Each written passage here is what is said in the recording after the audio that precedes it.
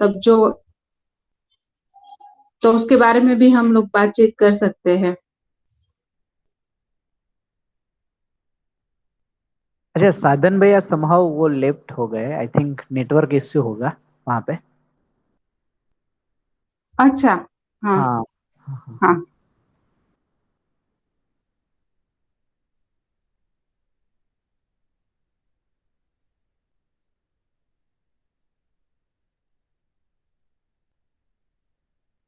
हाँ। साधन भैया के साथ जब बात हो रही थी ना प्रश्नों के बारे में, तो भैया का भी एक सुझाव था कि जो स्पेसिफिक प्रश्न है ना किसी बीमारी को लेके, तो वो व्यक्तिगत रूप से ही चर्चा करनी चाहिए। मतलब कुछ है किसी को स्पेसिफिक, और तो वो ज्यादा अच्छा रहता है। अभी जैसे हम यहाँ पे ग्रुप में जो चर्चा करेंगे, तो थोड़े से जनरल से टॉपिक हो ना जो सब पे लागू होते हैं, ऐसे टॉपिक पे बात करें तो वो ज्यादा अच्छा रहेगा।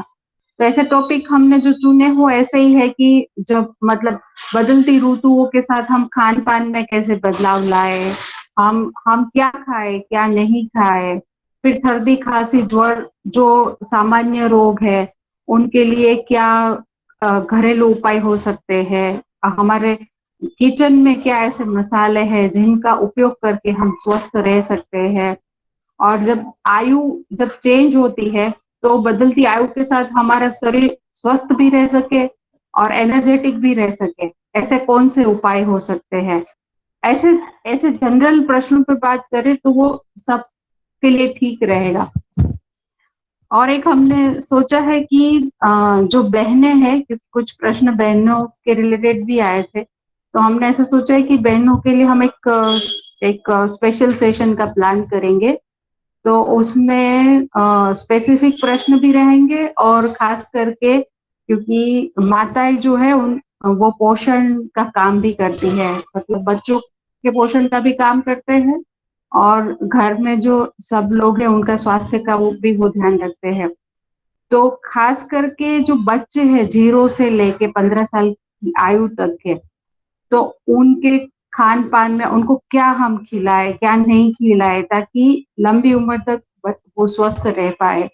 तो ऐसा अ, अभी हम वर्कआउट कर रहे हैं। जैसे ही डेट और टॉपिक अच्छे से फाइनल हो जाएंगे, फिर हम लोग एक स्पेशल सेशन बहनों के साथ भी प्लान करने का सोच रहे हैं अभी।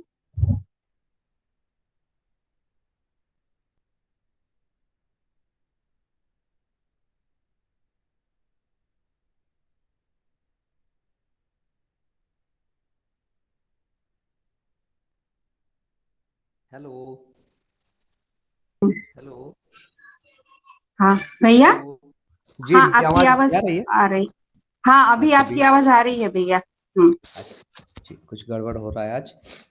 तो एक बार प्रश्नों पर हम्म। बात हो जाए। प्रश्न एक बार बता दीजिए। मेरे को इधर हाँ। देखने में तकलीफ होती है। मुझे थोड़ी ये हम्म। सब में मैं बहुत अभ्यस्त नहीं हूँ। जी भैया। तो भैया लास्ट बार जो चर्चा हुई थी उसके रिलेटेड वंदना दीदी का एक प्रश्न है। वो आपने मेथी के उपाय बताए थे, तो उनका किस चीज़ प्रश्न के? ये मेथी मेथी। अच्छा, मेथी, हाँ जी। हाँ हाँ। तो उनका प्रश्न है कि कॉन्स्टिपेशन में कितनी मेथी लेनी है, और लूज मोशन में कैसे लेनी है। तो वहीं से शुरू करते हैं भैया। जी ठीक है। मेथी सामान्यतः थोड़ी सी गर्म होती है। इसीलिए यदि उसको गर्मी के दिनों में लेना है तो उसको एक तो भिगा के लेना चाहिए, है ना। यदि ठंडी के दिनों में लेना है तो उसको भून लेते हैं, बिना तेल बिना घी के, और उसको लेना चाहिए। भून के रख लीजिए, फिर लीजिए। और बाकी समय में कच्चा लेना ठीक है। एक तो ये हो गया कैसे लेना है, कितनी मात्रा में लेना है। थोड़ी सी गर्म होती है तो उसको देखना पड़ता है कितना होता है। सामान्यतः सुबह खाली पेट में एक बार ले लिए 2 चम्मच, ये पर्याप्त होता है। यदि ज़्यादा कॉन्स्टिपेशन होता है तो हर बार खाने के पहले ले लीजिए। तो सुबह नाश्ते के पहले, लंच के पहले, और डिनर के पहले। कितने देर पहले? 15 मिनट, 12 मिनट, 10 मिनट, 5 मिनट। ये समय अच्छा है क्योंकि पेट में जाके वो फूलता है ना। वो अपना रस छोड़ता है, तो 5-7 मिनट, 10 मिनट चाहिए होता है।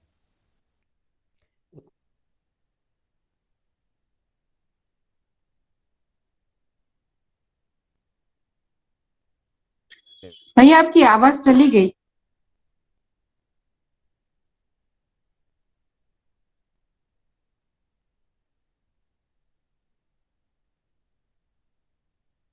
लेना अच्छा, कहीं 2 चम्मच ली, 2-3 घंटे बाद फिर से 2 चम्मच ले सकते हैं, और 2-3 घंटे बाद फिर से 2 चम्मच। तो दही में थोड़ा सा पानी मिला लिए और उसके साथ ले लिए, तो ये लूज मोशन में ज्यादा अच्छा काम करता है। कॉन्स्टिपेशन में इसको गर्म पानी के साथ लेने से ज्यादा काम करता है। मात्रा लगभग हेलो है ना, इसकी भैया, मात्रा थोड़ी सी बीच में आपकी आवाज चली गई थी, तो जो आपने उपाय बताया वो पहुंचा नहीं सही से। तो अगर आप फिर से एक बार दोहरा देंगे तो अभी आ रही है। बिल्कुल बिल्कुल जी। तो 2 चम्मच मेथी, इसको यदि कॉन्स्टिपेशन है तो उसको सीधा पानी के साथ निकल लें। ठंडी का दिन है तो उसको भून लें, भूनने के बाद इसको पानी से निकल लें। गर्मी का दिन है तो भिगा लें 2-4 घंटा पहले, 12 घंटा भिगाएंगे तो बहुत अच्छा है। तो उसकी जो गर्म प्रकृति है थोड़ी ठंडी होती है, और इसको भोजन के 10 से 15 मिनट पहले लेना बहुत अच्छा होता है। ये दोनों में काम करता है। ये विधि से कॉन्स्टिपेशन में भी ले सकते हैं और लूज मोशन में भी ले सकते हैं। फिर भी लूज मोशन में यदि काम करना है तो थोड़ा सा दही, 2-4 चम्मच दही के साथ 2-4 चम्मच पानी मिलाएं, उसके साथ ले लीजिए, तो भी ये बढ़िया काम करता है। ये भूख को भी बढ़ाता है, जो पेट में गैस बनती है उसको भी ये ठीक करता है। ये भूख भी बढ़ाता है, गैस भी ठीक करता है, पेट को साफ भी करता है। और ये जो डायबिटिक लोग हैं इसमें भी थोड़ा सा मदद करता है। जैसे मान लीजिए किसी का खाना खाने के बाद 150 है, ये 180 हो गया है, 200 हो गया है, तो ये 10-15 तक कम कर पाता है ना, बहुत ज़्यादा भी इससे। और रेगुलर कुछ दिन यदि करते हैं तो फिर ये धीरे धीरे सिस्टम को मतलब अच्छा बना देता है। कुछ दिन के प्रयोग से, कुछ दिन का मतलब है महीनों के प्रयोग से, और ये धीरे धीरे ये डायबिटिक पेशेंट को भी ठीक कर पाता है ना। समय लगता है, तो ये उसका एक गुण होता है। मात्रा 2 चम्मच एक बार में, 2 चम्मच मतलब है लगभग 10 ग्राम, है ना। इसको दिन में 30 ग्राम भी ले सकते हैं। किसी किसी को बहुत गर्मी हो जाती है, ये 100 में एक आध व्यक्ति ही मैंने देखे हैं, है ना। तो इस विधि से काम करता है। भैया जी, जिनको पीत का ऑलरेडी प्रॉब्लम है वो क्या मेथी का प्रयोग करे कि नहीं करे? थोड़ा सा देखिए, थोड़ा प्रयोग करके देखा जाए, जरूरी नहीं है कि ये पित्त बढ़ाएगा, है ना। तो पित्त के प्रयोग वाले को थोड़ा भिगा के कर ले तो उसमें बहुत अच्छा होता है, और भिगा के प्रयोग करके यदि लाभ होता है तो लिया जाए। कई बार क्या होता है, कोई एक चीज को हम लेते हैं तो उस समय करता है, तो उसकी मात्रा बहुत कम कर दीजिए, और धीरे धीरे कुछ दिन लीजिए तो शरीर उससे अभ्यस्त हो जाता है, और फिर वो काम करने लगता है। तो शरीर की ताकत, ऐसे पचाने की ताकत को बढ़ाना भी होता है। तो ये विधि अच्छी है। जैसे जिनको जोड़ों में दर्द होता है ना, क्या है, पेट साफ नहीं होने से जो कब्ज होता है, कॉन्स्टिपेशन होता है, उसके कारण बहुत सारे रोग होते हैं। जैसे गैस बनना, ये गैस सिर में चढ़ता है, ये गैस छाती को भी दबाता है, इससे लोगों को कई बार सांस रुकने जैसी प्रॉब्लम भी होती है।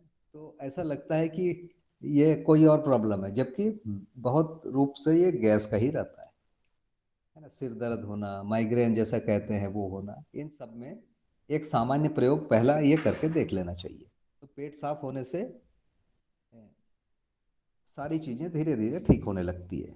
क्या है, आंतों में मल रुक जाता है, वो मल धीरे धीरे अपना विकृत होता जाता है, और उसके रस को फिर शरीर चूस लेता है, और वो चूस के सीधा खून में मिला देता है। तो खून में खराब चीजें आ गई, जिसको नहीं जाना चाहिए था, अब वो खून में आ गया है। पहले पेट में था, कब्ज करता था, अब वो खून में भी आ गया है। खून में जाता है तो सारे अंगों में पहुंचता है ना। तो सारे अंगों में कोई ना कोई प्रॉब्लम करता है। तो पेट साफ होने से बहुत सारे धीरे धीरे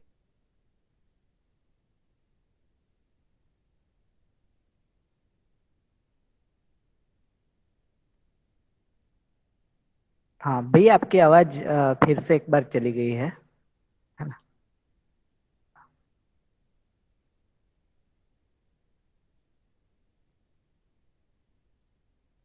जो सीधा रक्त में चला जाता है, और रक्त में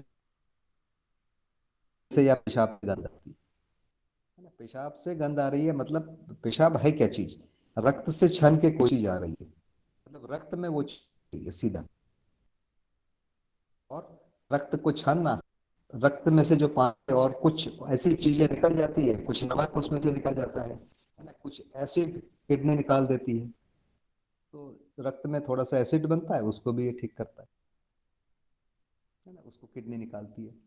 तो उसके साथ ये निकलता है।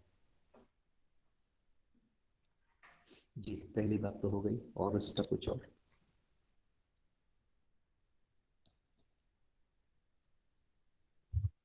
हम्म, भैया अभी जैसे लास्ट बार हमारी गोष्ठी हुई थी, तो उस समय लास्ट में हमने वहां पे एंड किया था कि नेक्स्ट टाइम आप सर्दी खांसी ज्वर उसके जो घरेलू उपाय है उस पर भी बात करेंगे। तो आज हम वहां से शुरू कर सकते हैं। बिल्कुल, ठीक है। देखिए, सर्दी जब स्टार्ट होता है, वो एक फेज होता है। वो क्या होता है? आंखें में खुजली होती है, नाक में खुजली होती, गले में खुजली होती, कान में खुजली होती है। सबसे पहले एक सिम्टम आता है ना? अधिकतर लोगों को आता है। तो जैसे ही ये खुजली आई, तो हमको पहला काम क्या करना चाहिए? पैर के तलवे को गर्म रखना चाहिए। कैसे? सबसे सिंपल है, मोजा पहन लो, सिर को कान को ढाक लो, है ना, छाती को ढाक लो, हाथ के जो भुजाएं हैं उनको भी ढाक लो। इसको ढाक लेने से गर्मी मिल जाती है। और अधिक गर्म करना है तो पैर में कोई तेल लगा के मोजा पहन लो, और तुरंत गुनगुना पानी पी लो, थोड़ा सा गर्म पानी पी लो। तो गर्मी मिलने से प्रारंभ में यदि पता चल जाए ऐसे खुजली के समय में, तो सर्दी बहुत अधिक ठीक हो जाए। सबसे पहला इलाज वो है, गर्म कोई भी चीज दिए। इसके थोड़े देर के बाद नाक बहने लगती है, जो दूसरा स्टेज है ना। आंखों से भी पानी आता है कई लोगों के। तो जब बहने लगता है उस समय जो सबसे सरल उपाय है, हल्दी और गुड़ दोनों को मिला के रात को सोते समय खा लें। हल्दी कितना? 1 चम्मच के करीब, 5 ग्राम। गुड़ कितना? 10 से 15 ग्राम। रात को सोते समय इसको खा के फिर पानी वानी नहीं पीना चाहिए, गर्म पानी भी नहीं पीना चाहिए। यदि किसी को जमता ही नहीं है तो एक घूंट गर्म पानी पिया जाए, और उसके बाद ढक के सो जाते हैं। ये 2 से 3 दिनों में ये जो गाढ़ है, ये जो सर्दी को गाढ़ा कर देता है, थोड़ा पीला कर देता है, पक जाता है सर्दी, फिर जल्दी से निकल जाता है। इसको ज्यादा लंबा लेने से फिर सर्दी सूखने लगती है, तो वो थोड़ा ध्यान रखना पड़ता है। तो पहले स्टेज में सर्दी को गाढ़ा करना होता है ना। कफ गाढ़ा हो जाता है, थोड़ा पीला कलर आएगा। थोड़ा देर होने पर फिर ये हरा होने लगता है, ज्यादा कड़ा हो जाता है ना। तो पहले ही इसको 2 से 3 दिन में ये काम करता है। इससे बाद यदि और कड़ा हो गया, और कड़ा हो गया, तो उसको निकालने के लिए घी और काली मिर्च, 3 4 5 काली मिर्च और 1 चम्मच घी, या फिर घी और पिपली, छोटी वाली पीपल होती है वो। काली मिर्च हर घर में रहता है, हर समय रहता है, इसलिए बहुत आसान है। काली मिर्च से अधिक पावरफुल पिपली है ना। तो छोटी वाली पिपली ज्यादा पावरफुल है बड़ी वाली की तुलना में। तो वो घी और पिपली लेने से ये जो सूखा वाला कफ है पिघलने लगता है, और काली मिर्ची लेने से भी वो सूखा वाला कफ पिघलने लगता है, और फिर कफ निकल जाता है। इसमें जैसे खांसी होती है, खांसी माने तभी हुई जब कफ सूखा। तो खांसी का सबसे बढ़िया इलाज क्या है? कफ को गीला किया जाए। गीला करने का तरीका, घी और काली मिर्ची, घी और पिपली। शहद और काली मिर्ची भी ले सकते हैं, शहद और पिपली भी ले सकते हैं, है ना। जब बहुत ज्यादा सूख जाता है, चिपक जाता है, तब घी का ज्यादा अच्छा प्रयोग होता है, घी जल्दी से निकाल देता है। तो ये एक सिंपल तरीका है ना। इसको कोई भी कर सकता है, हर घर में रहने वाली चीजें। हल्दी बताया मैंने, हल्दी 2 से 3 दिन, और उसमें गाढ़ा हो जाता है। रोज रोज फिर यदि कई लोग रोज हल्दी प्रयोग करते हैं, फिर उन लोग के लिए यह नुस्खा काम नहीं करता है, क्योंकि उतना पचाने की ताकत उसमें हो ही जाती है। फिर 2 गुना 3 गुना करके देख सकते हैं। हम सर्दी को गाढ़ा करने का सोचते हैं, है ना। कई लोग अदरक का प्रयोग करते हैं, तो अदरक में एक गुण लिखा है ग्राही, माने हर रसों को, मल को, सब चीज को गाढ़ा करता है। तो अदरक भी गाढ़ा कर देता है। तो शुरू में अदरक भी काम करता है ना। गाढ़े कफ को निकालने के लिए फिर अदरक के साथ फिर घी और दिया जाता है, ताकि चिकना हो जाए, निकल सके। तो घी अपने आप में सूखे वाले कफ को, खांसी को दूर करने में बहुत मददगार होता है। तो ये 3-4 सामान है ना, ये बहुत ज्यादा हमने प्रयोग किया। इसके बाद जब और सूख गया, बार बार खांसी हो रही है, तो छोटा वाला हरड़ होता है, काली हरड़, जंगी हरड़, बाल हरड़ कहते हैं, इसको भून के चूसते हैं। पिपली को भूंज के चूसते हैं। अदरक को भूंज के चूसते हैं। मिश्री एक ठंडी चीज होती है, इसको चूसते हैं। मुलेठी को चूसते हैं, है ना। जो जैसे कफ सूख जाता है, तब फिर ठंडी चीज देने लगती है। तो मिश्री एक ठंडा चीज है ना। ठंडी चीज को लेने से फिर कफ थोड़ा गीला होता है, तो खांसी कम होती है। तो ये इसका एक सामान्य नियम है। पहले एकदम जब बह रहा है तो कफ को थोड़ा गाढ़ा करो। यदि जैसे ही गाढ़ा ज्यादा हो गया, है ना, हम गर्म चीज लेते हैं, तुरंत गाढ़ा हो जाता है। जैसे पान है, पान की पत्ती इतना अधिक गर्म है कि सर्दी को एकदम सुखा देता है। तो पान की पत्ती को थोड़ा सा आग में झुलसा लेते हैं, सेंक लेते हैं, मुरझा जाता है जब ऐसा, तो उसमें गुड़ और काली मिर्ची रख के खाने से एकदम बहता हुआ जो सर्दी है उसको एकदम से सुखा देता है, एकदम से गाढ़ा कर देता है। हल्दी थोड़ा धीरे से करता है, पान उससे तेज होता है। पर जो लोग रोज दिन में 4-5 पान खाते हैं, उनको नहीं कर पाएगा ये, क्योंकि वो तो उतना गर्मी को पचाने के आदी है ना। तो ये एक सामान्य 2-3 प्रयोग है, और मुझे लगता है कि इसके थोड़ा अभ्यास करना पड़ता है कि किस समय क्या देना है। यानी 3-4 चीजों की मात्रा कम और ज्यादा करके, 3-4-6 बार करके, आगे पीछे करके, गर्म पानी और ये सब योग बना के, शहद, काली मिर्ची, कभी कभी तुलसी। तो तुलसी भी कम मात्रा में बढ़िया है, ज्यादा मात्रा लेने पर वो भी फिर कफ को सुखा देता है। तो ये सामान्य प्रयोग है। बताइए, इस पर कुछ पूछना हो, ये बातें यदि स्पष्ट हो गई है तो। जी भैया, अभी 1 आध मिनट रुक जाते हैं। ग्रुप मेंबर्स में से किसी को पूछना है इसके बारे में तो वेट कर लेते हैं। भैया, ये जो आपने खांसी के लिए उपाय बताया, उसमें वो घी और काली मिर्च को कौन से टाइम पे लेना है और कितना लेना है? 2-3 काली मिर्च। हम्म। कितने बार? 2 बार, 3 बार, 4 बार, 5 बार, 6 बार भी ले सकते हैं। ठीक है, तो ऐसा मतलब नहीं है किसी भी बहुत टाइम ज्यादा पे? हो रहा है। हाँ हाँ, किसी भी टाइम पे, जब खांसी हो रही उस समय भी ले सकते हैं। थोड़ा देर मदद करता है। यदि बहुत ज्यादा खांसी होती तो हम मात्रा कर देते हैं कम काली मिर्ची की। जैसे 1 काली मिर्ची लिए, थोड़ा सा घी लिए, घी को थोड़ा गुनगुना कर लिए, और काली मिर्ची को पीस के चूर्ण बना के डाल दीजिए। ऐसा 1 काली मिर्ची लिए, 15-20 मिनट के बाद दोबारा ले लीजिए, आधे घंटे बाद दोबारा ले लीजिए। ऐसा दिन में 12-15 काली मिर्ची आप खा सकते हैं। अच्छा, जी भैया।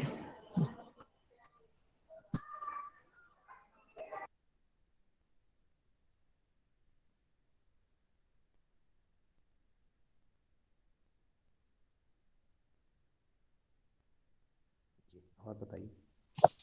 हेलो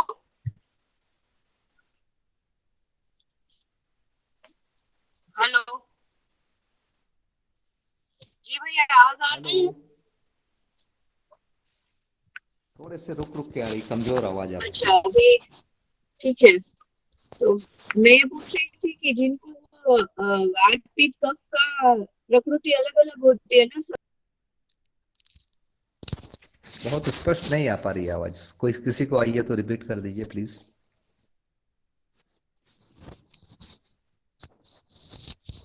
ખ્યાતિબેન થોડુંક વ્યવસ્થિત જો. यही बताया कि कम नहीं चाहिए और कुछ नहीं बताया।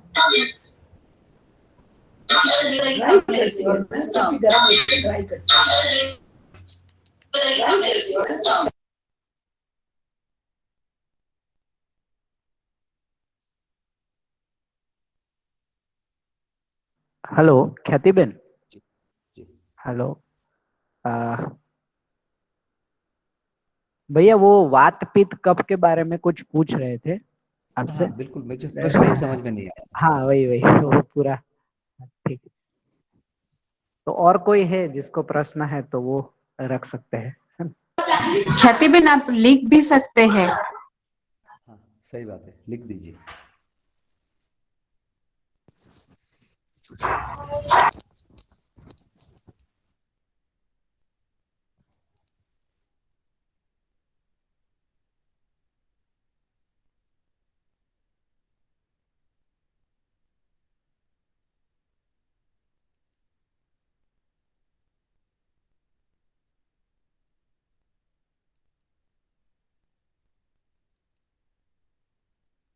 हेलो। जी बताइए।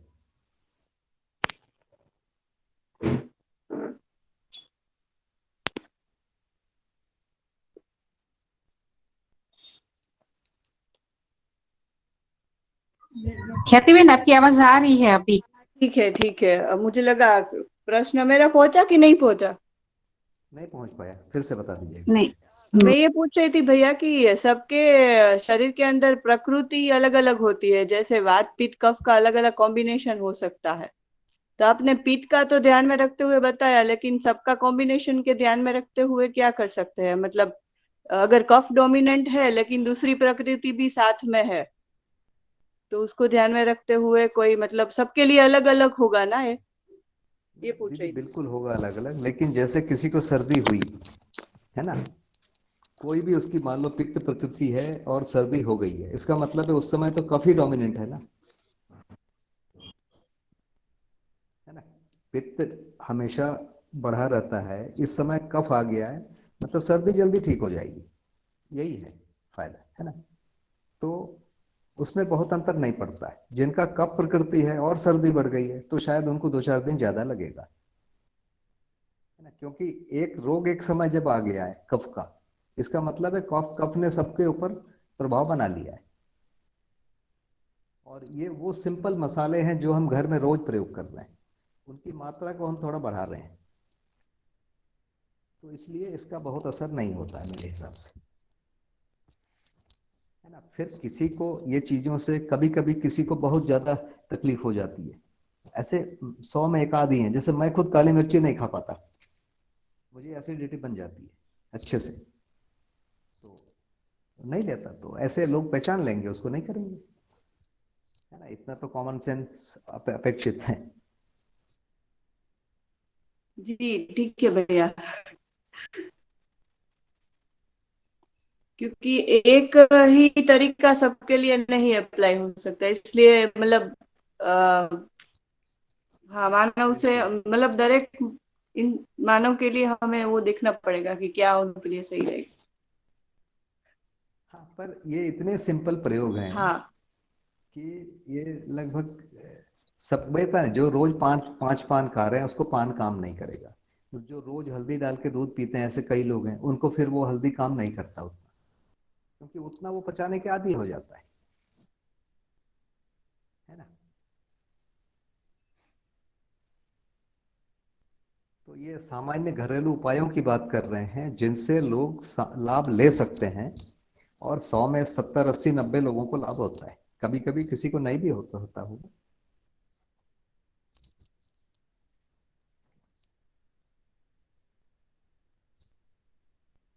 और कोई चीज? भैया पूनम दीदी का एक प्रश्न है, तो पूनम दीदी आप ही पूछ लीजिए अनम्यूट करके।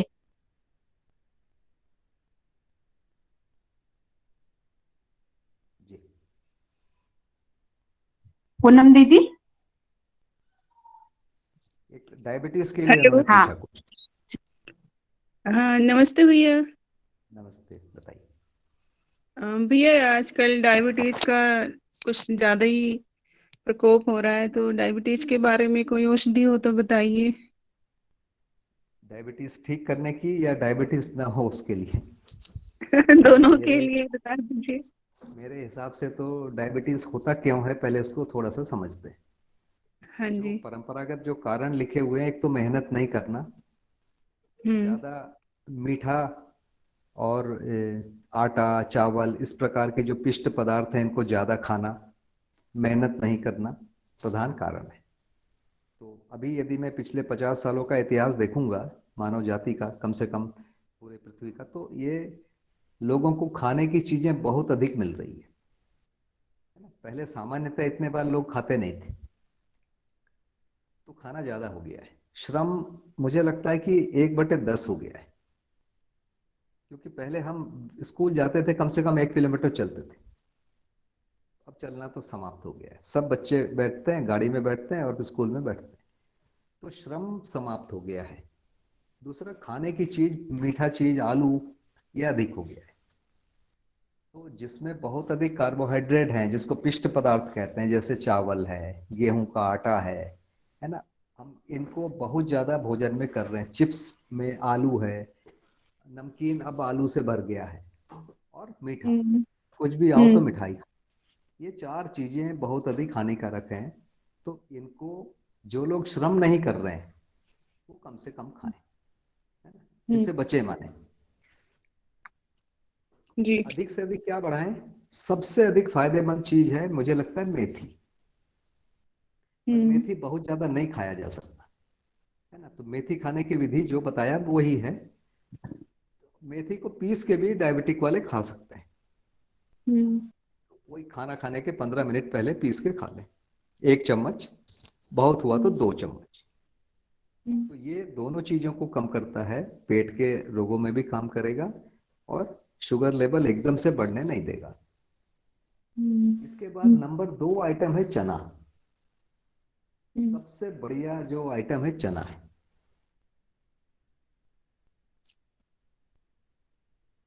तो करके कि चने के जैसे सत्तू खाने के बाद यदि कोई शुगर लेवल नापता है 2 घंटे बाद, तो वो नहीं बढ़ता है, या नहीं के बराबर बढ़ता है। तो चना फिर नंबर 2 आइटम है। चना थोड़ा पचने में भारी होता है, तो चना दिन में खाना, सुबह खाना बहुत अच्छा है। रात में यह थोड़ा भारी हो जाता है। फिर भारी चने को पचाने के लिए उसमें अजवाइन, लहसुन, मेथी, है ना, इस प्रकार के चीजों को, अदरक को डालना चाहिए जो प्रोटीन को पचाते हैं। पपीता सबसे अच्छा होता है जो इसको पचाने में काम आता है, इससे अच्छा कोई भी चीज नहीं है। तो कच्चे पपीते के 2-3 टुकड़े डाल देने से एकदम जल्दी से गल भी जाता है, पच भी जाता है। तो ये होता है पचाने में। और खाने का सोडा, खाने का सोडा रोज खाना तो मैं बहुत अच्छा नहीं मानूंगा, पर आधा ग्राम सोडा बीच बीच में, यदि कोई एक दिन में खाते हैं, एक बार में खाते हैं, तो ये आधा ग्राम सोडा बहुत होता है। हम 50 ग्राम से अधिक चना नहीं खा पाते हैं, फूड डाइट है, तो उसके लिए वो पचाने में पर्याप्त है। तो ये है लहसुन, अदरक, मेथी, जीरा, अजवाइन, हींग भी थोड़ा काम करता है इसमें। और ये जो चीजें, ये सब वातनाशक चीजें हैं। ये चीजें वातनाशक है, ये मतलब पेट में चीजों को पचा देती है अच्छे से। तीसरी चीज कहूंगा जौ। जौ का आटा बना के रोटी खा सकते हैं, जौ का दलिया बना के खा सकते हैं। जौ हल्का भी होता है और ठंडा भी होता है, चना भी ठंडा होता है, चना थोड़ा भारी होता है। तो ये 3 चीज यदि भोजन में बना के रखते हैं तो बहुत अधिक ही है। और मेथी का प्रयोग करते हैं, मतलब मेथी, चना, जौ, 4 चीज को कम करिए या बंद करिए। आलू, चावल, गेहूं और शक्कर। शक्कर माने सारे मीठे चीजें। तो इसमें आपको बहुत अधिक मदद मिलेगी। श्रम करना सबसे पहले, पेट दबे ऐसा कोई व्यायाम जरूर करना, है ना। एक मंडूकासन को बहुत ज्यादा इसके लिए प्रेफर किया जाता है, बहुत सब इसी को बोलते हैं। तो ये भोजन की चीजें हुई। इसके बाद अलग से कोई चीज ऊपर से खाना है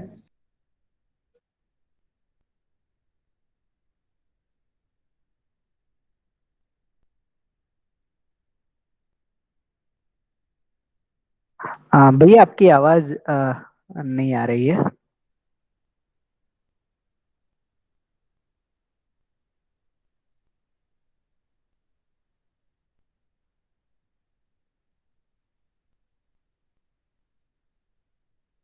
हेलो। फाल्गुनी बहन, मेरी आवाज तो आ रही है ना आपको? हाँ, आपकी आवाज आ रही है, भैया की आवाज नहीं आ रही है। जी जी। हम्म,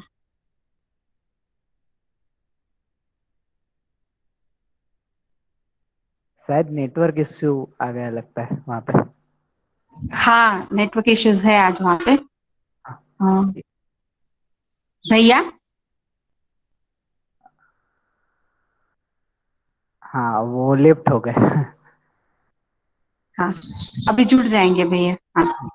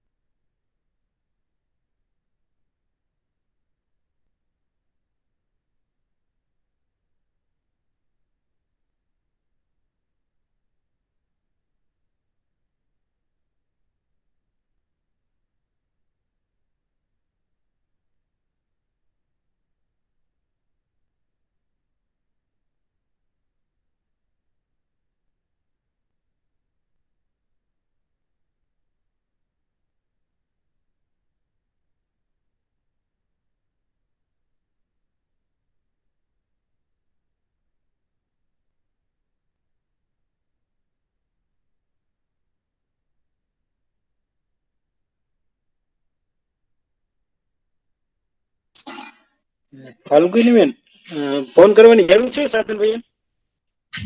હમ શું મનહરભાઈ? અ, ફોન હું એકવાર કરવાની કોલ જરૂર છે? કોલ હા હા હા, હું કરી એકવાર વિચારતી હતી, એક કરી.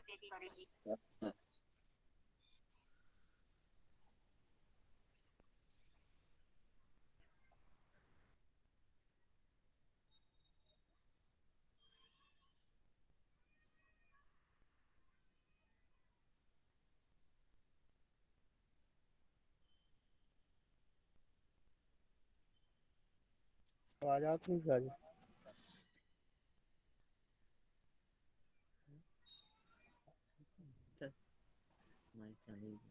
चलो।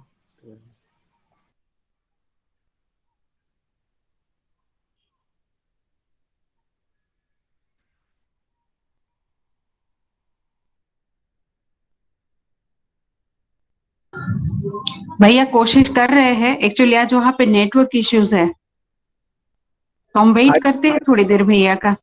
जी जी, हाँ ऐसा ही। જી દીદી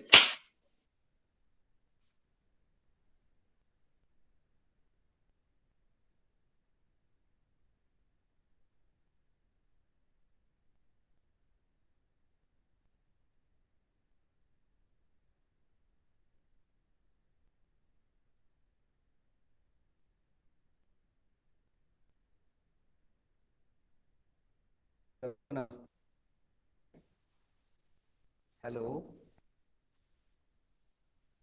जी भैया, आपकी आवाज आ रही है अभी। अच्छा, म्यूट नहीं है ना? आवाज आ रही है ना जी? हाँ भैया, आ रही है मेरी आवाज। बात गई थी नहीं, जो मैंने बोला वो सारी बातें डायबिटिक के बारे में गया, या फिर से हाँ, इसको बोलना होगा मुझे?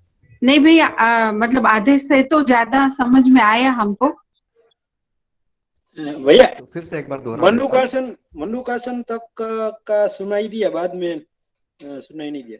पेट दबा- मंडूकासन में घुटने मोड़ के जैसे वज्रासन में बैठे हैं वैसे बैठते हैं, अंगूठे को मुट्ठी के अंदर भर लेते हैं और फिर उसको एक विशेष प्रकार से नाभि के दोनों तरफ रख के फिर धीरे धीरे झुक के घुटने को जमीन में लगा, नाक को जमीन में लगा देते हैं पहले।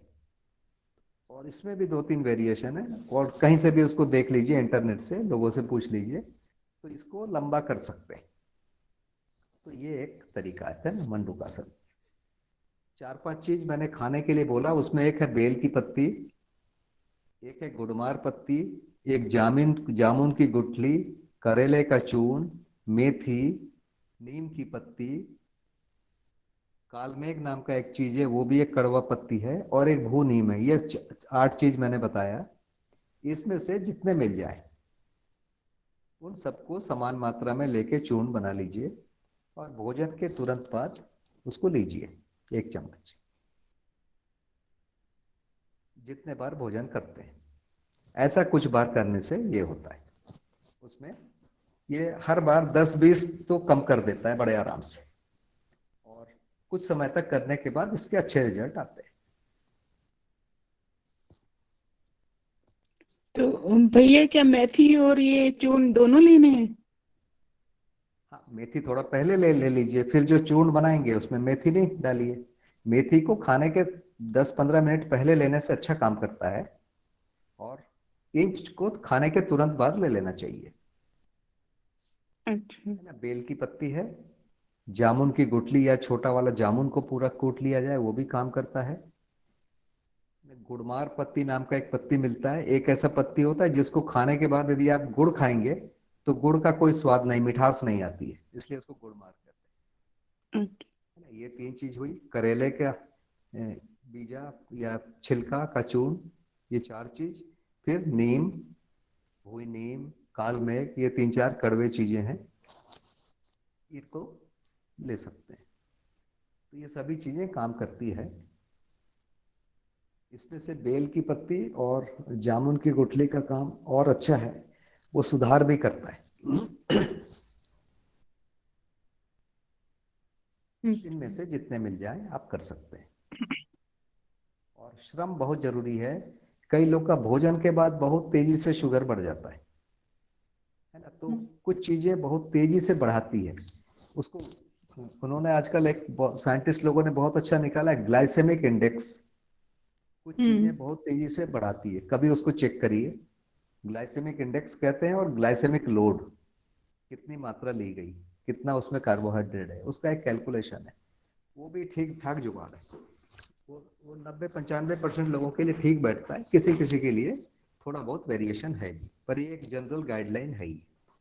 कुल मिला के भोजन के बाद प्रति हमको थोड़ा जागरूक होना पड़ता है ना। जिनको डायबिटीज हो जाती है उनको मीठे के प्रति कुछ ज्यादा ही प्यार बढ़ जाता है ना। और जैसे ही डायबिटीज जो है, जो शुगर जो है रक्त में 180 से ऊपर हो जाता है, तो वैसे ही पेशाब से निकलने लगता है ना। तो किडनी पर भी लोड आता है, किडनी उसको काम करती है, उसको निकालती है। तो उसको प्यास लगती है, पैर में दर्द होता है, उसको जल्दी थकावट, क्योंकि को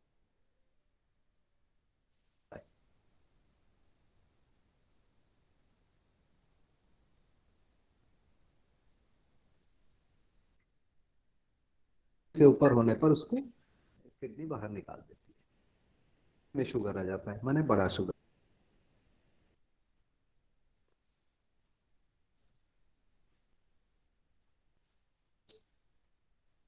जी, तो ये कुछ चीजें लेने के लिए मैंने निवेदन किया,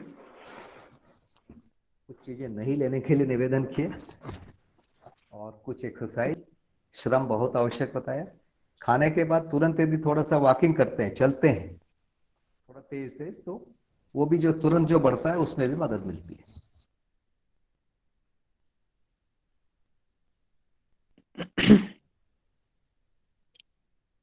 हेलो। जी। हाँ हाँ भैया, जो नेचुरोपैथ वाले हैं वो ये कहते हैं कि जो जिनको डायबिटीज है उनको मिल्क और मिल्क के जितने भी प्रोडक्ट हैं वो बंद कर देने चाहिए। हाँ, थोड़ी मात्रा में ले सकते हैं, ज्यादा मात्रा में ये ठीक नहीं है ना। देखिए, एकदम बंद कर सकते हैं तब तो और अच्छा हम्म। है ना, बंद कर पाएंगे तो। नहीं तो हम्म। फिर उसकी मात्रा कम रखा जाए।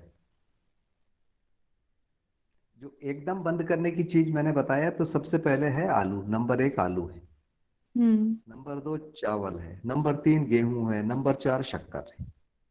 ये सारे मीठी चीज। इसको तो बंद ही कर देना चाहिए,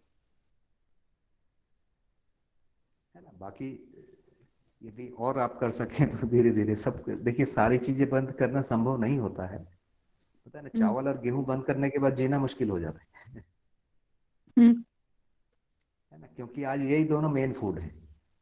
आलू के बिना तो आप कल्पना नहीं कर सकते सब्जी की, नमकीन की, है ना। तो हम्म पहले सारे नमकीन चने से बनते थे, धीरे धीरे मोठ और जैसी चीजों ने उनका जगह लिया, अब उसका जगह आलू ले लिया, हम्म है ना। तो ये धीरे हमारी श्रम जो था वो बिल्कुल चला गया, है ना। हम्म तो हमारे यहाँ श्रम करने वाले को हमेशा गंवार ही माना गया, अविकसित माना गया, श्रम का बड़ा सम्मान नहीं है ना। हम्म तो ये एक दोष तो है जो हमारी अब कहाँ से आ गया है सभ्यता संस्कृति में, पता नहीं, है ना। बुद्धिजीवी होना अच्छा माना गया, श्रमजीवी होना खराब माना गया। तो ये मान्यता पूरी दुनिया में देखिए ना, 50 साल की आयु के ऊपर मैं सोचता हूँ कि 40-50% लोग डायबिटिक हो गए। ये जो साउथ ईस्ट एशिया के कुछ देशों में जहाँ शक्कर का, मीठे चीजों का, चॉकलेट का एडवर्टाइजमेंट पर बैन लगा दिया गया है, ये स्थिति।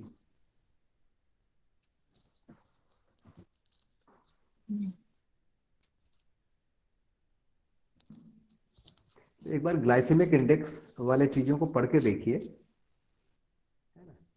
हालांकि ये लोग जो फॉर्मूला देते हैं, जो मॉडर्न जो डाइटिशियन है फॉर्मूला देते हैं कि आप कार्बोहाइड्रेट को बंद करो, है ना, और प्रोटीन और फैट को बढ़ाओ। तो फैट जैसे ही बढ़ता है, लेकिन जो हमारा जो आयुर्वेद कहता है कि जो ज्यादा जो डायबिटीज होने का जो कारण है ज्यादा फैट को खाने से ही होता है, ज्यादा फैट को खा के बैठे रहे उससे होता है। फैट को खाने से तुरंत में तो शुगर लेवल बढ़ता नहीं है, बिल्कुल आप 100 ग्राम फैट खा जाइए, जीरो शुगर लेवल बढ़ेगा, उसमें कार्बोहाइड्रेट है ही नहीं, लेकिन बाद में उसके प्रभाव दूसरे होने लगते। तो इसीलिए फैट को कम करना चाहिए। तो फिर अब कहाँ से लेंगे? एनर्जी का जो स्रोत है वो कार्बोहाइड्रेट है या फिर फैट है? कार्बोहाइड्रेट बहुत जल्दी 2 घंटे के अंदर पूरा जो शुगर में कन्वर्ट होकर खून में आ जाता है, और फैट बहुत धीरे धीरे 36 से 48 घंटे में वो धीरे धीरे एनर्जी में कन्वर्ट होता है। तो फैट लेने से पूरा जो आंतों का सिस्टम धीरे धीरे स्लो हो जाता है। और कोई भी अनाज आप देखेंगे, कोई भी अनाज जैसे चावल, गेहूं, कोई भी, इसमें मक्का वगैरह सब में 70% के से ऊपर ही कार्बोहाइड्रेट होता है। बहुत नीचे जाएंगे तो 60 तक आ पाएंगे, 65 तक आ पाएंगे। बस मिलेट जो है उनको भी बहुत लोग नाम लेते हैं, पर उनमें भी अच्छी मात्रा में कार्बोहाइड्रेट होता है, 60-65 के करीब करीब होता है। दूसरा वर्ग दाल है, 25% कार्बोहाइड्रेट होता ही है ना, और 25% के आसपास प्रोटीन होता है। तीसरा वर्ग फैट है,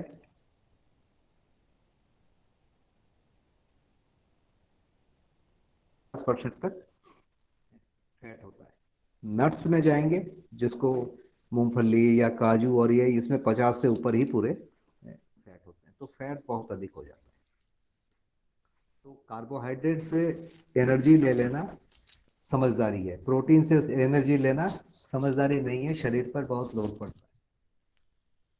तो इसीलिए चना एक ऐसी चीज है जो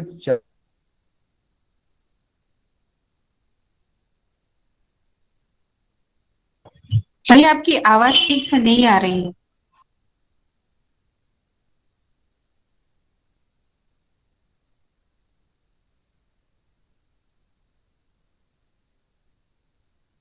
शायद वो फिर से डिस्कनेक्ट हो गया, ऐसा लगता है। डिस्कनेक्ट हो गया, ठीक है फिर से ट्राई कर। हाँ नहीं नहीं, हाँ अभी अभी है भैया। नहीं, हाँ है, चलिए ठीक है। भैया वो चने से बाकी था, है ना? चना का कुछ है ना, आप समझा रहे। तो चना जो है अपने आप में इन दोनों के बीच में है, उसमें कार्बोहाइड्रेट 60% के करीब है ना, प्रोटीन जो है वो 17% के करीब है। तो ये दाल और अनाज के बीच की चीज है, और इसमें शुगर जो है ग्लूकोज में कन्वर्ट होने का जो रेट है बहुत ही कम है, बहुत ही कम है। तो ये जो है आपको कार्बोहाइड्रेट से एनर्जी मिल जाएगी और प्रोटीन भी बहुत ज़्यादा नहीं है, तो और उसका ग्लाइसेमिक इंडेक्स बहुत कम है ना? तो मेथी का 0 है या थोड़ा सा नेगेटिव है इनका 8-10 के आसपास है चने का। और चना छिलका समेत खाएंगे तो पेट को भी साफ करने में बहुत अच्छा होता है और उसके पाचन में थोड़ी सी मेहनत करनी पड़ती है। पपीते के टुकड़े जैसी चीज़ों को यदि डाल के खाते तो बिल्कुल बढ़िया है भोजन। उसके बाद नंबर 3 में जौ का नंबर आता है, उसमें भी अच्छा कार्बोहाइड्रेट होता है, 65 के आसपास होता है और इसका भी ग्लाइसेमिक इंडेक्स जिसको अभी मॉडर्न साइंटिस्ट ढूंढ रहे हैं ये भी बहुत कम 30 के आसपास होता है और वो हल्का भी होता है, ठंडा भी होता है, पचने में सबसे हल्का है सारे अनाजों में, चावल से, गेहूं से, मक्का से, ज्वार से, बाजरा से सबसे हल्का है। तो जौ वैसे देखा जाए तो नंबर 1 आहार है ना? और यदि शुगर को ध्यान में रखते हैं, पाचन शक्ति ठीक है तो फिर चना फिर नंबर 1 और मेथी जो है दोनों में ये काम करता है, एक प्रकार से दोनों को इस्टेब्लिश करने के लिए, कम करने के लिए काम करता है। और सब्जी थोड़ी ज़्यादा खानी चाहिए, इस प्रकार का उपाय करना चाहिए। भैया, पहले थैंक यू एक बार भैया। यदि थोड़ा श्रम करके इसको हम काबू कर लेते हैं ना तो फिर धीरे धीरे काबू हो जाता है। मैंने तो कई लोगों को देखा है कि जिन्होंने एक बार प्रयास किया, काबू हो गया, उसके बाद वो नॉर्मल डाइट में भी आ जाता है। जी आप बता रही थी कुछ? थैंक यू भैया, थैंक यू। भैया वेलकम। भैया मनोज बोल रहा हूँ। जी एक को एलर्जी के बारे में, ये उसके इलाज के बारे में जानना था। और जो आंख में से पानी निकलना, नाक में से पानी निकलना, वो छींक कंटिन्यूस या फिर समय समय पर आना, उसके ये एलर्जी का मतलब है कि ये फेफड़े में ठंड लग रही है ना? छींक मतलब, छींक तो वही है, सांस जाने वाला ही ट्रैक है ना, जहाँ वायु जाती है लंग्स में, वो जो ट्रैक है उसमें कहीं भी कुछ भी थोड़ा ये होता है। कई बार फूलों के गंध से हो जाता है, कई बार किसी चीज़ से, तो हम इसको जनरली मानते हैं कि फेफड़ा कमज़ोर है ना? फेफड़ा कमज़ोर है तो फेफड़े की ताकत बढ़ानी चाहिए।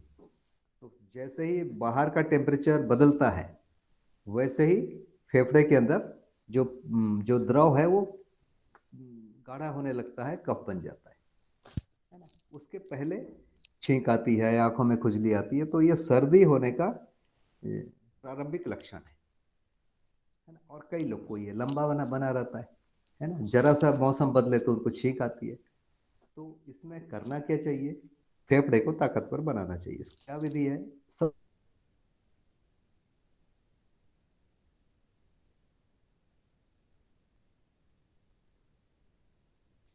भैया आवाज नहीं आ रही है आपकी।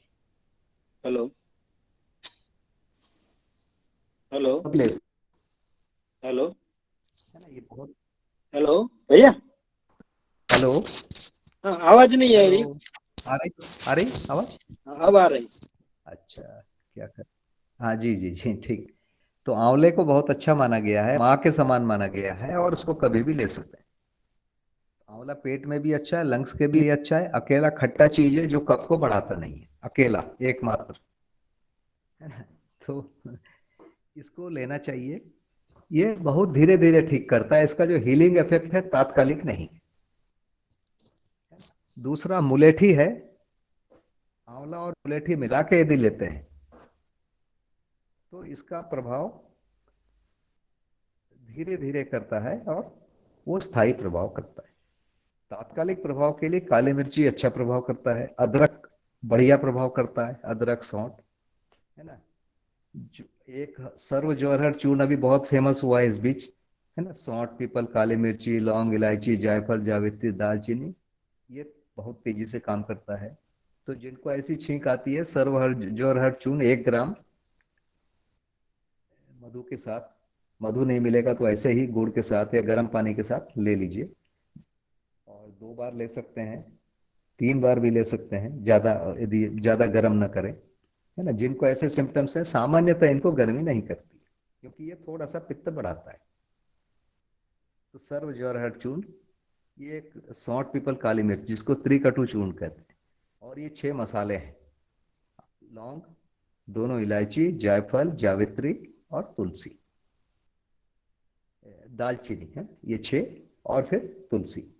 तो ये सारी चीजें गरम मसाले के अंदर है, हम इसको रोज प्रयोग करते हैं, तो ये बहुत बढ़िया काम करता है ना। हमारे जो ऑक्सीजन लेवल जो कम होता है, आप इसको खा के देखिए, तुरंत ही आप जिनका भी कम हो रहा है उसको खाइए और उसको चेक करिए, तुरंत आपको बढ़ा मिलता है। तो ये बहुत सिंपल चीज है लेकिन लाजवाब काम करता है। तो ये एक हुई उस प्रकार के सिम्टम के लिए, तो ये पर्याप्त है मुझे लगता है घरेलू चिकित्सा के रूप में।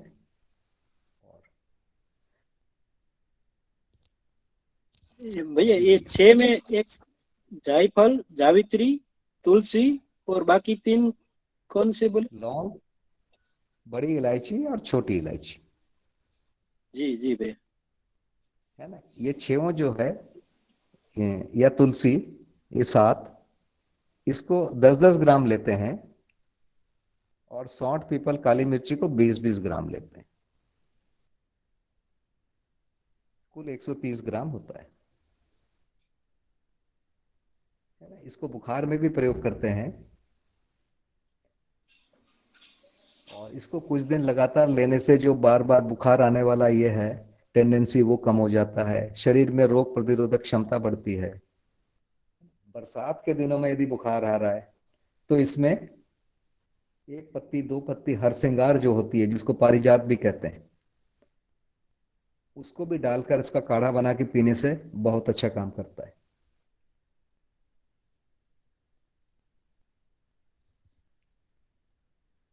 तो ये इसको सर्व ज्वर हर चूर्ण कहते हैं, सारे बुखारों में काम करता है ये।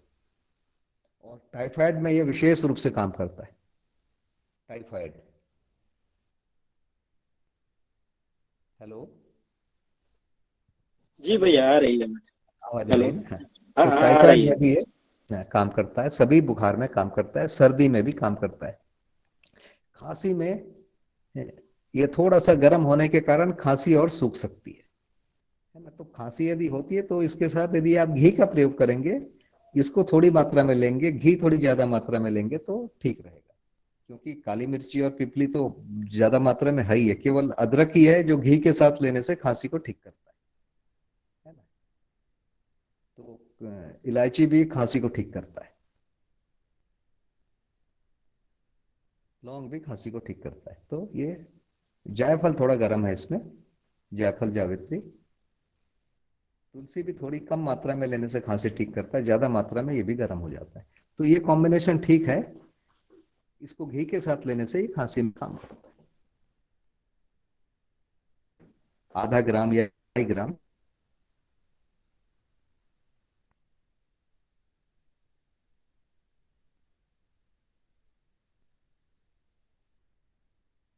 भैया आवाज कट हो बुखार पर रही एक है, और अभी योग आ रहा है, नहीं आप सुनी। ध्यान में आ रहा है, आपको बताता हूं जी। बुखार में आ रही है, हेलो। जी अब आ रही है। बुखार में एक बहुत सिंपल योग है, 1 बंगला पान, 11 तुलसी का पत्ती और 5, इसको दूध टपट नहीं है, इसको हल्का कूट लेते हैं और 1 कप पानी में पकाते हैं। जब आधा हो जाता है तो उसको गुनगुना पी लेते हैं। ये बहुत काम करता है, बुखार में बहुत अधिक हम लोग इसको प्रयोग किए हैं और इसमें बहुत रिजल्ट आया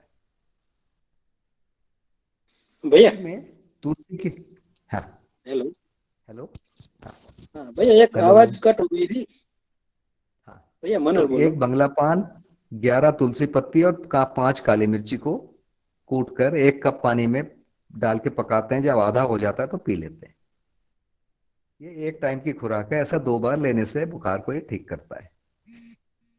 इसी में बरसात का दिन हो तो हरसिंगार की 1 पत्ती डाल देते हैं, कभी उसमें आप 2 भी डाल सकते हैं, ऐसा नहीं कि 2 पत्ती डालने से, हरसिंगार की 2, पान 2 होने से थोड़ा ज्यादा गर्म हो जाता है है ना। पर पहला डोज यदि लेना है तो आप 2 डाल सकते हैं, बाद में फिर 1 ही लीजिए।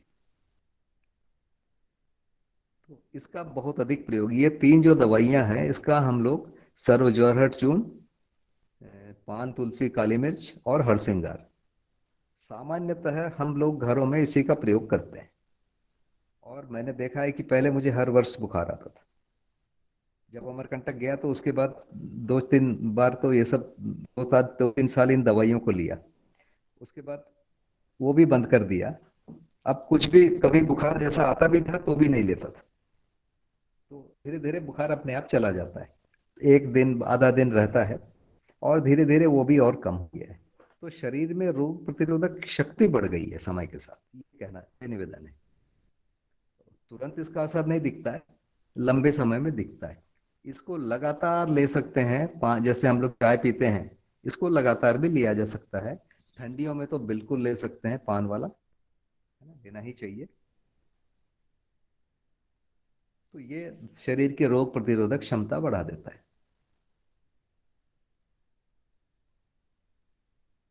तो ये बुखार के बारे में बात हो गई, सर्दी के बारे में हो गई, खांसी के बारे में हो गई, कॉन्स्टिपेशन और लूज मोशन के बारे में हो गई। लूज मोशन के बारे में एक और याद आ रहा है, बहुत कम समय है।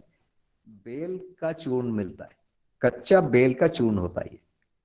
जब बेल पकने के पहले का स्टेज, जैसे ये समय है, बेल बड़ा हो चुका है लेकिन अभी पका नहीं है, इस समय बेल के कच्चे फल को तोड़ लेते हैं और उबाल लेते हैं। उबालने के बाद 4 टुकड़ा करके इसको सुखा देते हैं, उसके गूदे को निकाल लेते हैं बीजा समेत, और इसको चूर्ण बना के खाते हैं।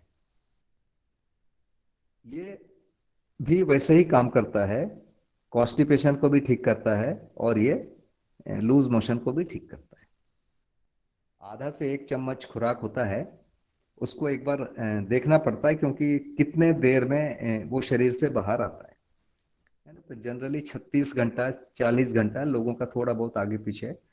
तो एक बार भर के लेने से ये पूरे मल को बांध देता है और पूरा मल बंध के एक सूत जैसा बन जाता है। तो कब्ज में भी काम करता है और इसमें भी काम करता है। कब्ज होता है तो गर्म पानी से लीजिए, लूज मोशन होता है तो ठंडे पानी से लीजिए। और ज्यादा असरकारक बनाना है तो दही में ठंडा पानी मिला के थोड़ा पतला कर दीजिए, उसके साथ लीजिए। जो मेथी के साथ बताया लगभग वही चीज है, ये मेथी से ज्यादा शक्तिशाली है। कई बार हम लूज मोशन को रोकने के लिए कोई मजबूत कड़ा दवाई ले लेते हैं तो वो फिर कॉन्स्टिपेशन कर दे, उल्टा हो जाता है। इससे थोड़ा बचना चाहिए, बहुत घबराना नहीं चाहिए। 1-2 लूज मोशन हो गया तो चिंता नहीं करनी चाहिए, पानी शरीर में बना रहे वो पर ध्यान रखना चाहिए।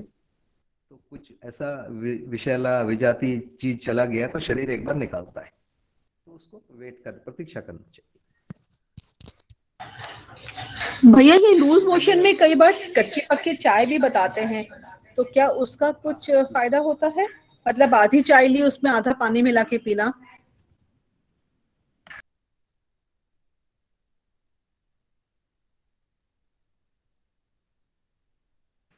हाँ भैया, आपकी आवाज नहीं आ रही है। हेलो। लाल चाय जैसे बनती है तो जनरली चम्मच चाय लेते हैं, उसको उबालते हैं और उसके बाद उसको पी लेते हैं कसेला। जिनको शक्कर डालना है शक्कर डाल लेते हैं, करता है। वो भी एक अच्छा उपाय है।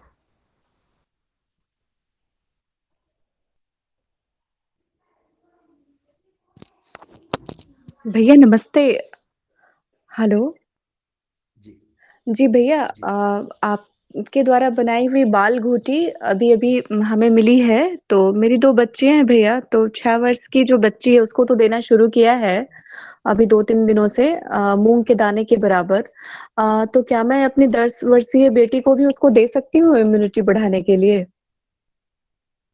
जी दीजिए, उनको मात्रा थोड़ी बढ़ानी पड़ेगी। शुरू में तो मूंग से शुरू करिए, जी फिर मूंगफली जितनी मात्रा को दीजिए, दिन में 2 बार दीजिए, है ना। जी भैया। तो इसका प्रयोग छोटे बच्चों में बहुत अच्छा होता है, जो एकदम छोटे बच्चे होते हैं ना, छोटे। जैसे 0 से 6 महीने के बीच में, मतलब 1 महीने से 6 महीने के बीच में।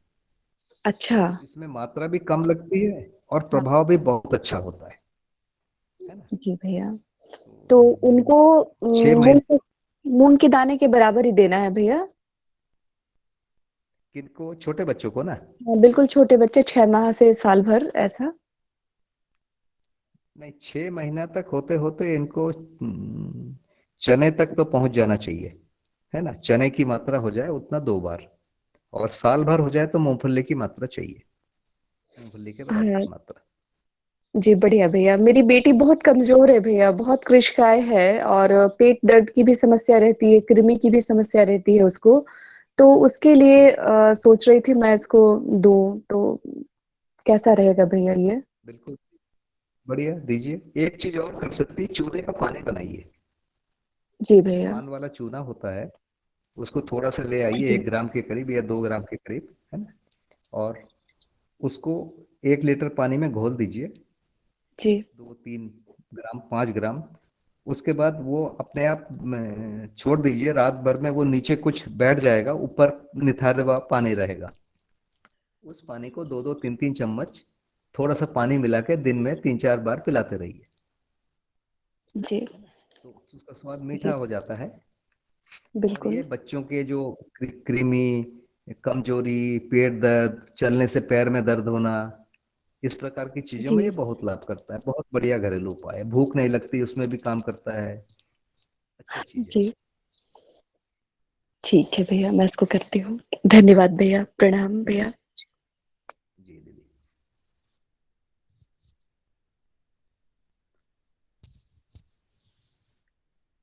समय का ऐसा लगता है कि जी भैया, समय तो हो गया है। तो हाँ भैया, समय हो गया है, तो आज हम लोग यहाँ पर रुक सकते हैं।